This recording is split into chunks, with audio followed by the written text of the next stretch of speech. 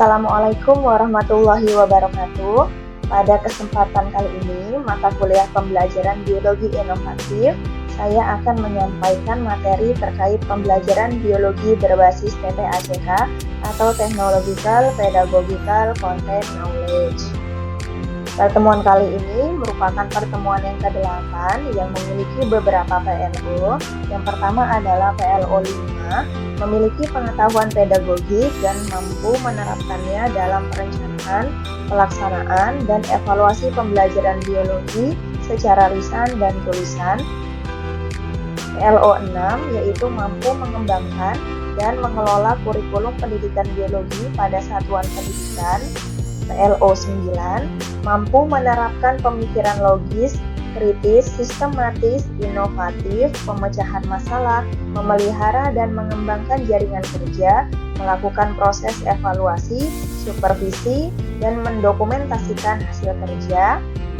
PLO 10 menyusun deskripsi saintifik, hasil kajian yang terintegrasi antara nilai keislaman dengan keilmuan pendidikan biologi, serta etika ilmiah dan wawasan konservasi sumber daya hayati dalam bentuk skripsi atau laporan tugas akhir.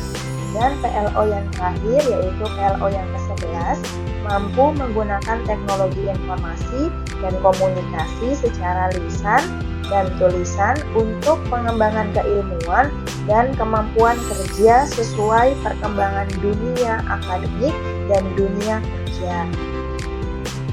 Dari PLO ini akan turun ke CPMK.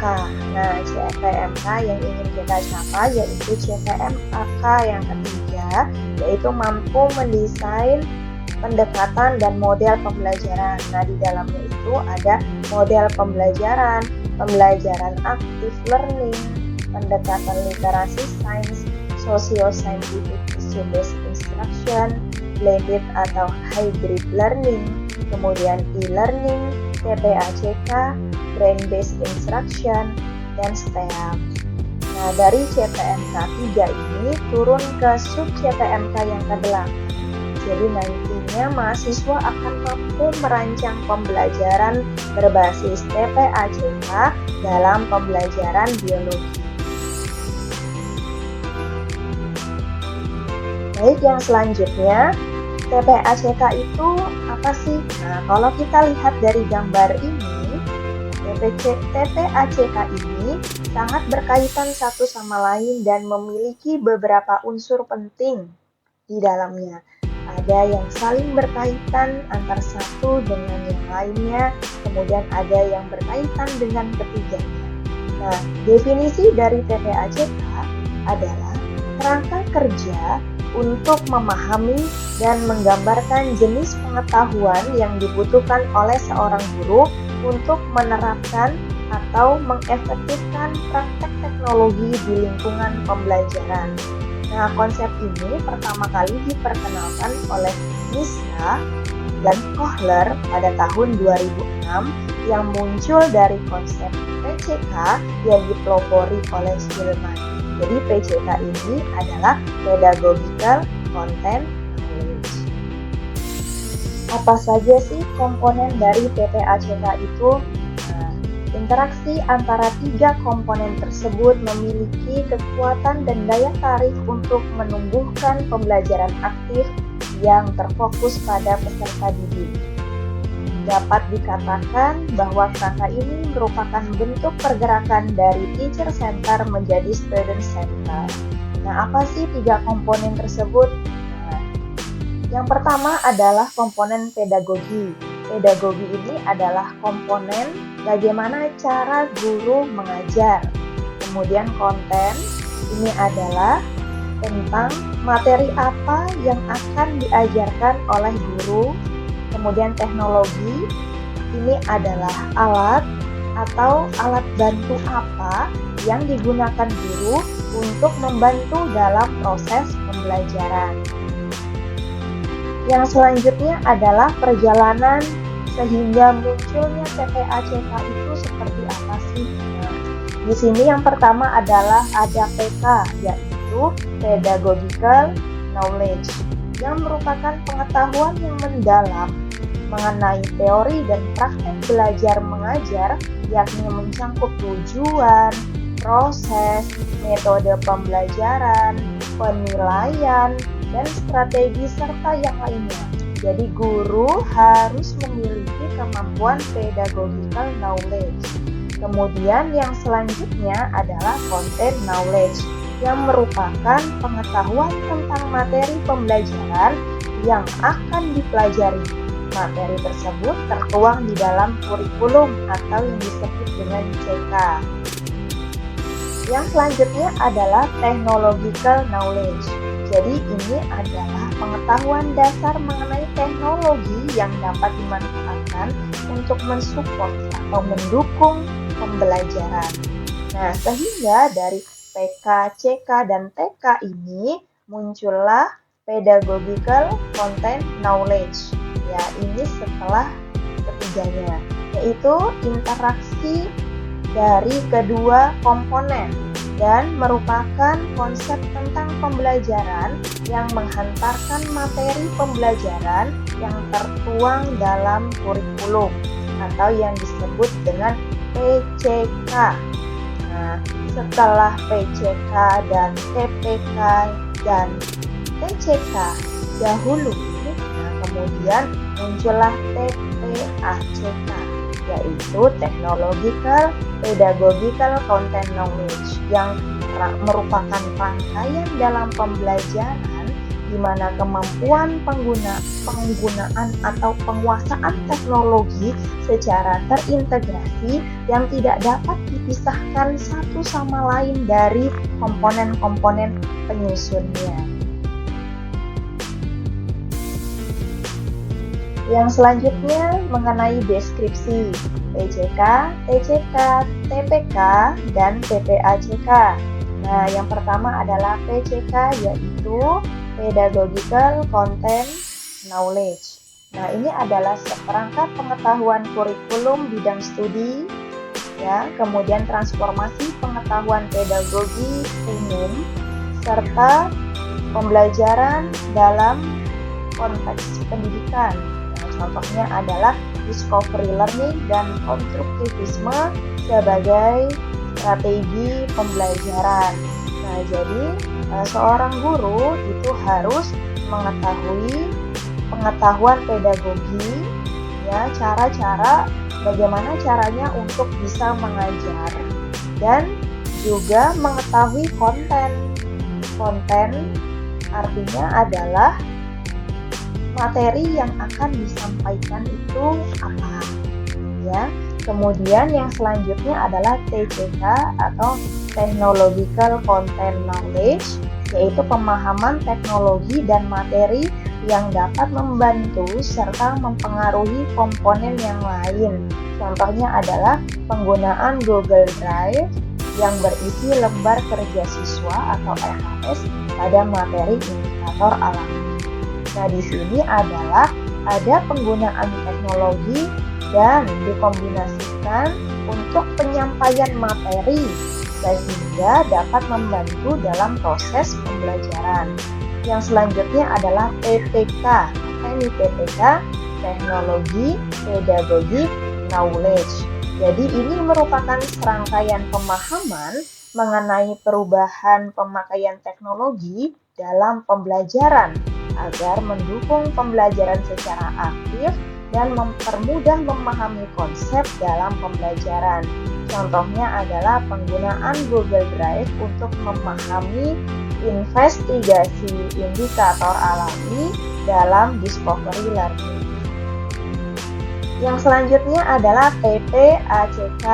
Nah, ini sudah keseluruhan antara pedagogi, teknologi, kemudian ada konten. Nah, di sini penggunaan Prezi dan YouTube dengan strategi inquiry terbimbing dapat membantu siswa untuk memahami materi indikator asam basa. Penggunaan Google Drive yang berisi lembar kerja siswa dengan strategi discovery learning dapat membantu siswa dalam penemuan dan analisis indikator alami. Nah, bagaimana sih pelaksanaan pembelajaran berbasis TPACK itu? Nah, kita dapat melihatnya dalam proses pelaksanaan pembelajaran dari kegiatan awal, kegiatan inti, dan kegiatan penutup. Nah, dalam pembahasan ini akan dilihat bagaimana ciri-ciri pelaksanaan pembelajaran dengan menggunakan TPACK. Nah, akan dibagi menjadi 3, yaitu kegiatan pendahuluan. Kegiatan pendahuluan ini merupakan bagian dari memadukan komponen, yaitu komponen CK, PK, dan TCK. Ya, yang CK, guru melakukan apersepsi, kemudian juga mengingatkan materi yang telah dipelajari dengan materi yang akan dipelajari, memberikan acuan batasan materi apa yang akan dibahas agar tidak terlalu luas. Contohnya, guru itu memberikan apersepsi tentang ekosistem, seperti itu. Nah, ekosistemnya misalnya pada hari itu membahas tentang lingkungan biotik dan abiotik. Nah, jadi tidak keluar dari pembahasan biotik dan abiotik. Yang selanjutnya adalah merencanakan metode atau pendekatan-pendekatan atau model-model pembelajaran yang akan digunakan maupun kegiatan pembelajaran yang akan dilakukan peserta didik sesuai dengan langkah-langkah yang tersusun dalam RPP atau modul ajar. Nah, itu adalah PPK ya, atau Pedagogy Knowledge. Kemudian yang selanjutnya adalah TCK. Nah, TCK ini memotivasi peserta didik pada materi yang akan dibahas dengan menggunakan media berbasis teknologi seperti video pembelajaran untuk menstimulus peserta didik. Nah, ini merupakan strategi dari guru yang diimbangi dengan penggunaan teknologi. Nah, misalnya menampilkan video tentang keadaan lingkungan sekitar, kemudian siswa nanti disuruh mengidentifikasi. Nah, video itu dan materi yang ada di dalamnya itu termasuk dari TCK.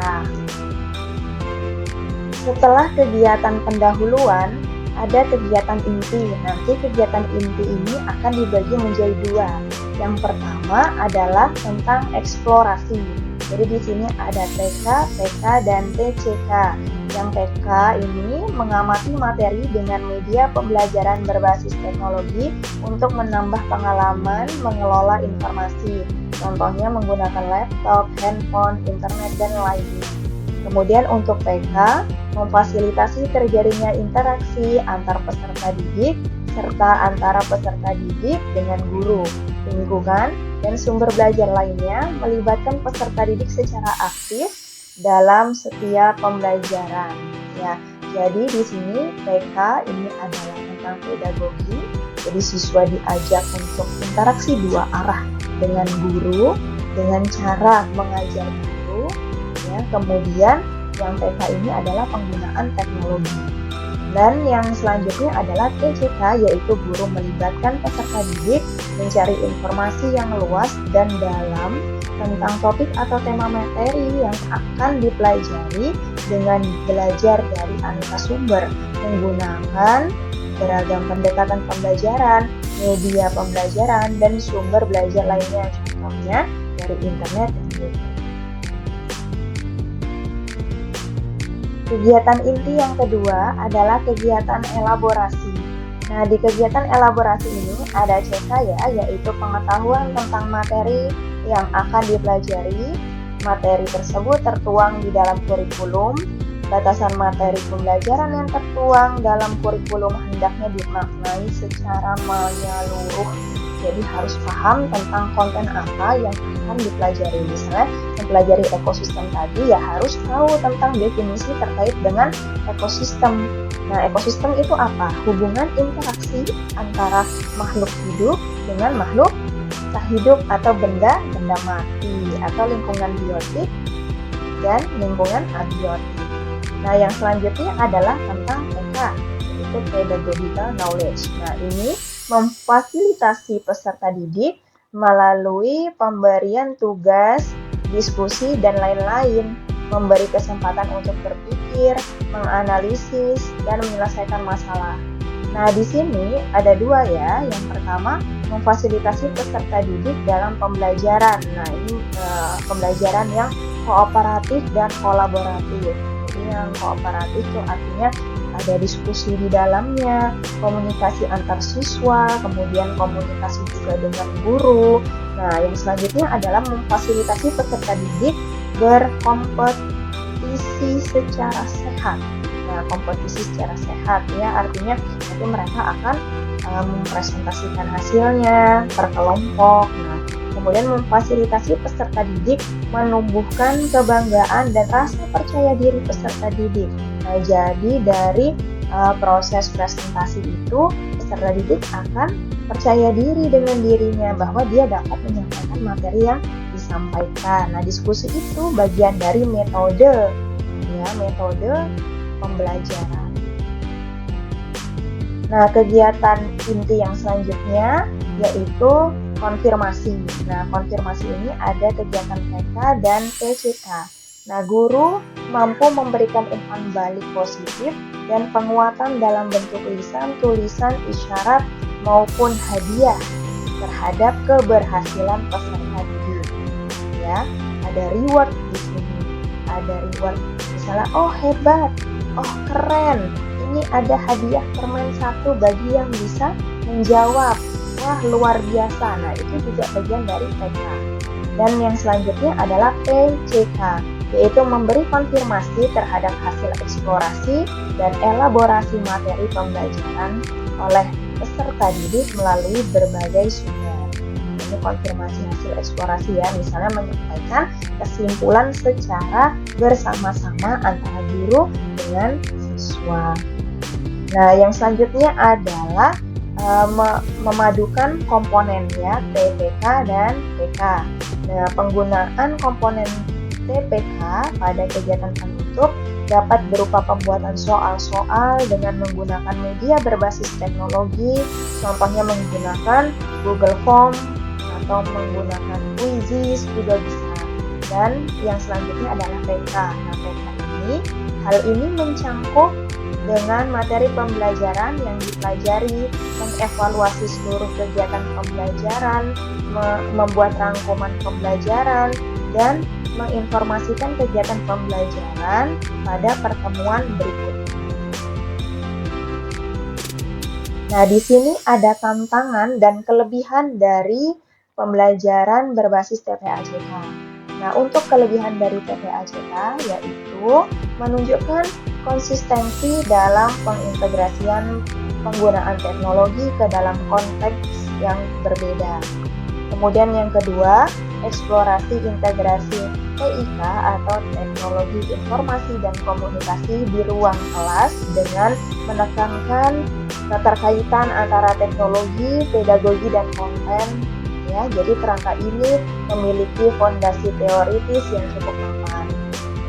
Terus menyadari 3 aspek utama yaitu teknologi, konten, dan pedagogi. Jadi kegiatan di kelas dapat dilacak dan dianalisis. Nah, tantangannya adalah teknologi baru sering menciptakan peluang baru yang dapat merepresentasikan konten dan pedagogi yang tidak ada sebelumnya. Dan yang kedua adalah kebanyakan teknologi yang digunakan guru biasanya tidak dirancang untuk tujuan pendidikan, misalnya untuk digunakan untuk perkantoran, bisnis, dan lainnya.